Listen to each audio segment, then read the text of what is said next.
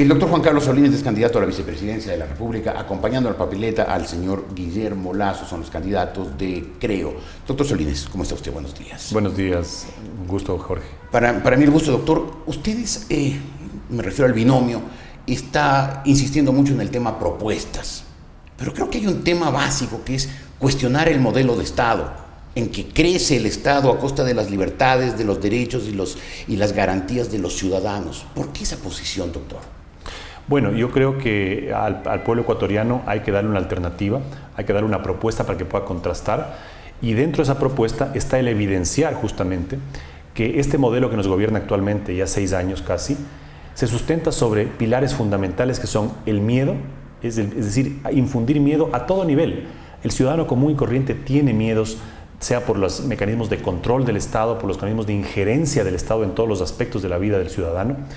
Otro pilar fundamental es un régimen de propaganda que simplemente agobia a los ciudadanos, a los ecuatorianos, día, tarde y noche, diciéndole que todo está perfecto, que todo marcha sobre ruedas, que el país avanza, ¿no? Cuando en realidad los números, las cifras ven que estamos o estamos retrocediendo o estamos con niveles de avance muy pobres frente a la cantidad de recursos que ha tenido el Estado. Y el tercer pilar de este modelo es el despilfarro. Es decir, recursos como nunca antes han ingresado al Ecuador, ni siquiera en todos los gobiernos democráticos desde el 78 juntos han administrado tanto dinero como el actual gobierno, y vemos que los resultados son muy pobres y que la corrupción, justamente porque ha habido una desinstitucionalización del Estado, no hay control, no hay rendición de cuentas, ya ni siquiera los ministros asisten a los medios de comunicación para responder sobre su gestión. Entonces, claro, frente a ese esquema, la corrupción simplemente se ha generalizado y estamos pues viviendo ejemplos diarios casi de impunidad, de protección desde las más altas esferas, desde la esfera del presidente de la República. Entonces ese modelo tiene que ser reemplazado.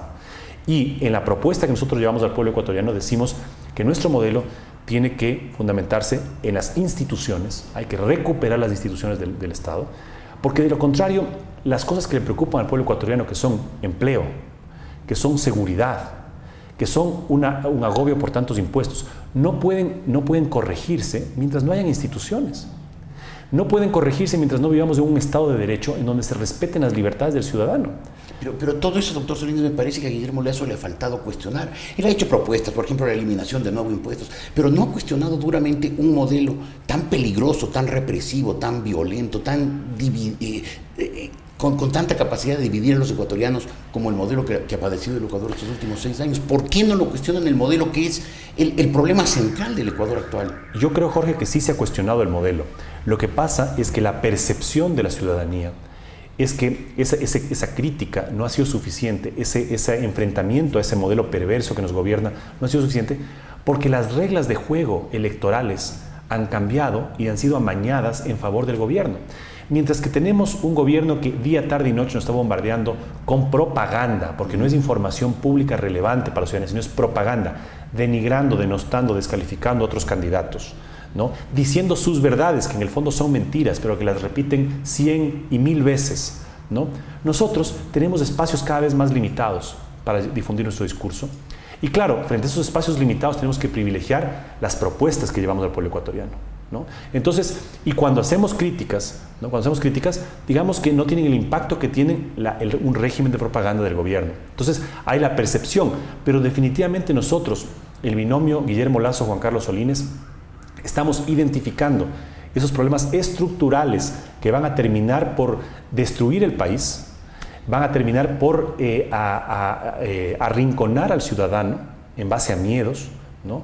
Porque el día de hoy, el 17 de febrero próximo, tenemos probablemente una de las últimas oportunidades en el silencio del voto hacer un cambio, ¿no? Pero de aquí a las próximas elecciones seguramente ya introducirán el voto electrónico.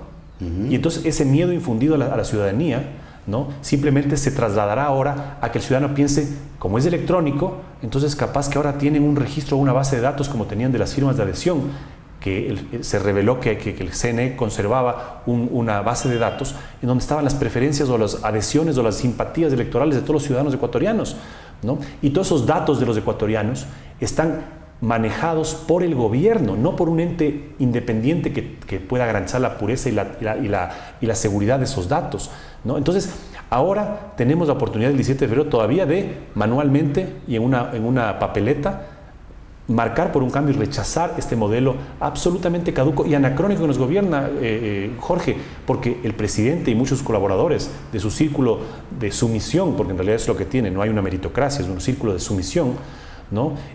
Podrán ser jóvenes, podrán tener cuerpo y facha de jóvenes, pero sus ideas, sus postulados, sus actos de gobierno son del siglo XIX.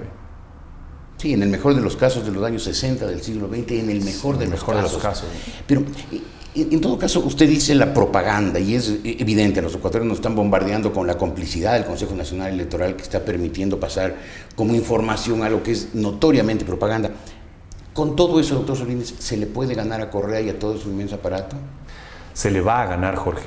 Se le va a ganar porque en nuestros recorridos por el país nos damos cuenta de que la gente está harta, está hastiada de este modelo. Pero también está engañada con tanta propaganda y está seducida por el consumo que irresponsablemente ha fomentado el gobierno. En vez de generar producción, un aparato productivo dinámico, con toda la plata que ha tenido estos años, ha generado consumo y mucha gente está encantada con eso. Sí, todavía hay gente que cree en las mentiras del gobierno, que se ha dejado embaucar por este régimen de propaganda, pero mucha otra, y estoy hablando a todos los niveles, a los niveles más populares, ¿no? Que le dicen, incluso gente que reconoce alguna obra o algún beneficio que recibe del gobierno, pero que dice ya es tiempo de un cambio. Muy prepotente es el presidente, muy grosero, ¿no? Ya la gente ya se da cuenta de lo que está pasando. Y ahora cuando se producen casos como los que se están descubriendo en los últimos días, en donde se develan casos de corrupción que se venían denunciando de mucho tiempo atrás y que fueron descalificados por el presidente, la gente se va diciendo, bueno, entonces este señor no es que siempre dice la verdad, no es que es tan puro como se presenta. Entonces se refiere al tema del primo Delgado y al tema del señor Antón. Eso que son los más recientes, ¿no? Claro, podemos citar muchos otros. El dueño del circo. Podemos citar muchos otros. Entonces, claro, ahora resulta que un primo del presidente es defendido desde las más altas instancias del poder, demostrándonos a los ecuatorianos que la impunidad ha sido elevada a rango de política pública y elevada por el presidente de la República, porque él directamente, personalmente, es el que ha protegido, el que asistió a un homenaje de respaldo a su primo, ¿no? Que costaba $1,000 y en el que estuvo también el presidente del Consejo Nacional Electoral. Entonces, el ciudadano se va dando cuenta de eso y dice, no, aquí algo que está. Esta imagen de corazones ardientes, manos limpias, ¿no? De transparencia y de honestidad, ha sido un castillo de naipes. Y como dicen, la justicia tarda, pero llega. Y si ahora se están develando sus casos de corrupción dentro de este gobierno que protege y que busca la impunidad, cuando nosotros seamos gobierno, ya veremos todo lo que se descubre. Ahora, aparte de eso, yo le planteaba el tema de denunciar la perversidad intrínseca de este modelo de Estado, que ya ha fracasado en muchos lugares. Pero aparte de eso hay, si ustedes ganaran, la necesidad de desmontar este aparato, empezando por el jurídico. Lasso, Solís, ¿tienen la voluntad y el convencimiento de que hay que desmontar ese aparato? Definitivamente. La reforma política para nosotros es fundamental para poder generar justamente y llevar adelante las propuestas de generación de empleo, de emprendimiento, de una verdadera reforma educativa que les brinde a los jóvenes ecuatorianos la posibilidad, primero, de ejercer su libertad de escoger lo que quieren estudiar. Y segundo, que le brinde la posibilidad de carreras que le abran una perspectiva de futuro. El tema de la seguridad, ¿no? De la seguridad física, de la seguridad jurídica. Todas esas propuestas que vamos a llevar adelante en nuestro gobierno, Jorge, pasan necesariamente como antecedente a una reforma política y legal profunda. No con novelerías de nuevas constituciones, pero sí con una reforma profunda a la Constitución, a las leyes, para ir corrigiendo este andamiaje perverso que se ha montado, justamente con la finalidad de atemorizar a la ciudadanía, de perennizarse en el poder, de controlar todas las instancias del Estado, de tal forma que no haya mecanismo para poner en disputa el poder y la hegemonía que ellos tienen, ¿no? Que quienes ejercen el poder tienen ahora. Entonces, es parte de la responsabilidad y del nuevo liderazgo que nosotros proponemos al país, ¿no? Porque aquí la nueva política no se hace con caras nuevas, la nueva política no se hace con gente joven o sin experiencia. Tenemos que así como tenemos que buscar un balance entre gente joven, destacada, con méritos, debemos utilizar gente sabia, gente que conozca, gente que tenga experiencia, porque no toda la gente que ha participado en un gobierno, por ejemplo, tiene que ser corrupta o mal vista, ¿no? Pero, entonces, este gobierno hay mucha gente joven, pero joven de edad, pero viejísima de ideas. Por supuesto, empezando por el presidente de la República. Pero decía, nosotros en este nuevo liderazgo que proponemos, que en realidad esa es la nueva política, ¿no? La nueva política no es la edad, la nueva política son las ideas. Nosotros proponemos que ese nuevo liderazgo tiene que decir a la gente, vamos a generar empleo, vamos a generar oportunidades para los jóvenes, para que accedan a nuevas carreras, a carreras que les abran no solamente un futuro en el Ecuador, sino un futuro en un mundo globalizado, ¿no? A atender demandas laborales del 2015, del 2020. Pero para lograr eso, para lograr una reactivación de la economía, para dejar de depender del petróleo y del precio del petróleo y comenzar a generar con la riqueza que tiene el Ecuador, los ingresos que ha tenido, una reingeniería productiva. Para lograr todo eso, Jorge, se necesita una reforma política. Y también se requiere un equipo. ¿Tiene Lasso el equipo? Por supuesto. No es gente vinculada a la banca, no es el mundo en el que él se movió la banca y de ahí saldrá la gente de su eventual gobierno. De ninguna forma, de ninguna forma. A Guillermo Lasso se le ha querido tildar como que fuera un pecado, de que es banquero, de que es una candidatura de derecha. Guillermo Lasso es una persona de clase media, que tuvo que trabajar desde los 15 años para poder solventar sus propios estudios, porque su padre no podía, con la pensión de la jubilación, no podía atender a 11 hijos. Trabajó desde los 15 años, por coincidencias de la vida, pues se insertó en el sector financiero y fue un hombre que es más bien un ejemplo de éxito y de superación para los ecuatorianos. Pero en un régimen como el que nos gobierna actualmente, en donde el éxito, la superación es juzgada, es mal vista, ¿no? Ahora pensamos y utilizamos el término que me parece tan desagradable de pelucón, y pensamos que nos estamos refiriendo solamente a las élites. No, ahora en los barrios pobres, en los barrios marginales, aquel que triunfa, que se supera, la persona de la tienda de abarrotes que sale adelante, es el pelucón del barrio. Entonces, un gobierno un modelo, proyecto político que denigra el trabajo, que denigra la superación, que genera divisiones entre los ecuatorianos, porque se ha sembrado un odio, ¿no? Tiene que ser reemplazado por una propuesta distinta, por una propuesta en la que hay un gobierno que gobierne para los 14 millones de ecuatorianos, hayan o no hayan votado por él. Aquí no se trata de, si tú votaste por mí, yo te ayudo, si no votaste, eres mi enemigo. Ahora, volvamos al tema del equipo. ¿Tiene equipo Lasso? ¿De dónde vendría ese equipo? Bueno, el equipo que está trabajando ahora en la campaña, pues es un equipo de hombres y mujeres realmente preparados, jóvenes, adultos, y es una amalgama de personas que en múltiples disciplinas están contribuyendo. Se ha logrado estructurar un plan de gobierno muy serio, ¿no? Y muy bien estructurado, que tiene pilares sobre todo de respeto a las instituciones, de respeto a los valores, de respeto a los ciudadanos. A los ciudadanos. Hay que dejar de insultarlos porque no piensen como piensa el señor Correa. Exacto. Debemos pensar que la participación ciudadana, por ejemplo, que es uno de los temas fundamentales, ¿no? Porque con este equipo, como digo, de hombres y mujeres talentosos. Pero no es gente que viene de la banca, no es gente que ha estado pegada al sector financiero. De ninguna forma. No es gente que solamente proviene del sector empresarial. De ninguna forma. Fíjese, Guillermo Lasso me ha escogido a mí como su compañero de fórmula. Yo soy un profesional de clase media, que Jorge, usted me conoce, yo me he desempeñado en mi profesión, yo no he heredado ni nada. Sí, yo lo conozco. Usted es un abogado y un abogado destacado, tengo que decirlo, pero cuénteme, ¿usted ha tenido vínculos con la banca? ¿Cómo fue su vínculo con Lasso? No, de ninguna forma, fue más bien un vínculo a propósito de la política, en donde en reuniones que mantuvimos y conversaciones largas encontramos una serie de coincidencias. Como coincidencias han encontrado los más de 34 organizaciones políticas nacionales y locales que se han unido en la plataforma de Unidos por el Ecuador, que respalda la candidatura de Lasso y Solines, en la que está la izquierda democrática, por ejemplo, que representa la socialdemocracia históricamente en el país. Está la Unidos por la Democracia, que representan al grupo de los cabreados, que tuvieron una participación activa de militancia y activismo, ¿no? Está el Partido Liberal Radical, está el grupo Maná, el movimiento Maná, Machete de Manabí. Es decir, hay una cantidad de vertientes, ¿no? Ideológicas que quieren un cambio en el país, que fluctúan entre la centro-izquierda y la centro-derecha. Por eso nosotros decimos que nos ubicamos como una candidatura de centro. Yo mismo represento los valores de un centro pluralista que he defendido no de ahora, no de hace un año, sino toda mi vida. Yo he defendido las libertades, la libertad de expresión, la libertad de información. He defendido los avances de la tecnología, que son el verdadero mecanismo para que el ciudadano del siglo XXI participe. La participación ciudadana, que ha sido un fiasco en este gobierno, que ha sido una burla, que se creó un quinto poder supuestamente y que ha sido simplemente una farsa, ¿no? La participación ciudadana no se la decreta por constitución. La participación ciudadana está ahí y es cada vez más activa gracias a los avances de la tecnología, las redes sociales, los medios de comunicación. Es el ciudadano más informado de la historia de la humanidad. Pero frente a eso, ¿qué tenemos? Una criminalización de la protesta social, ¿no?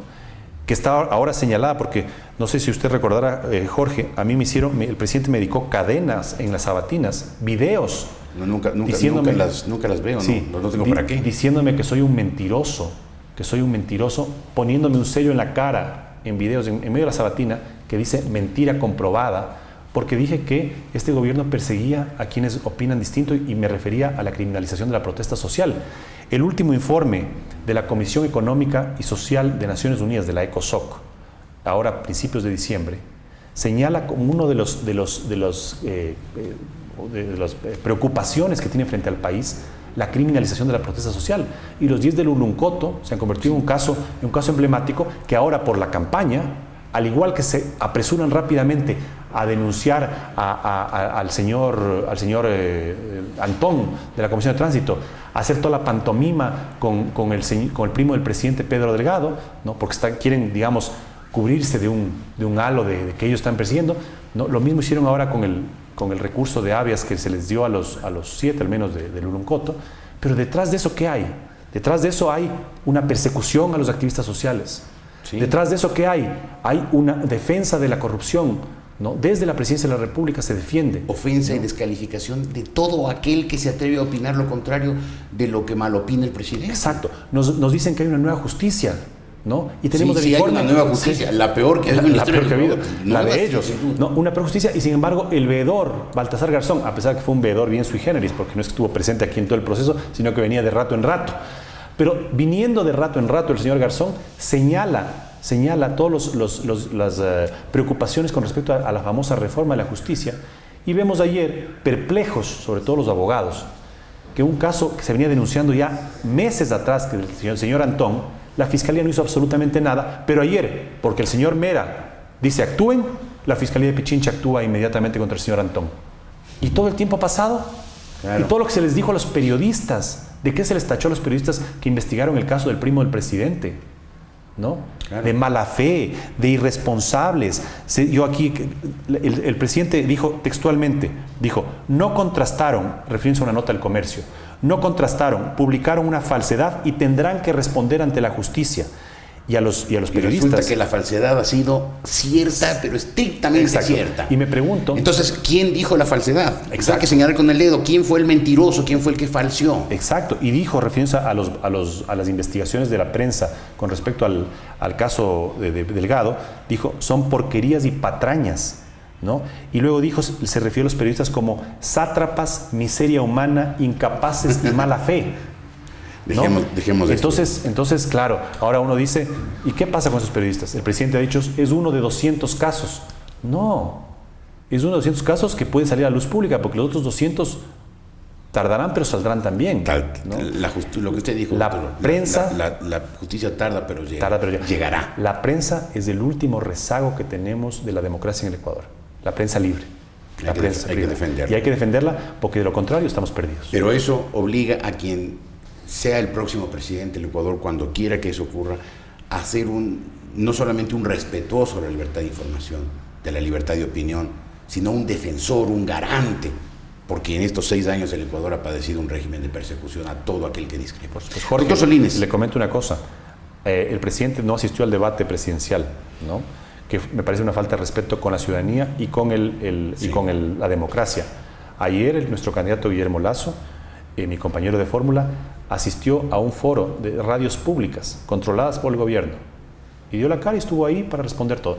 Ese es el estadista que queremos, es el estadista que el país necesita.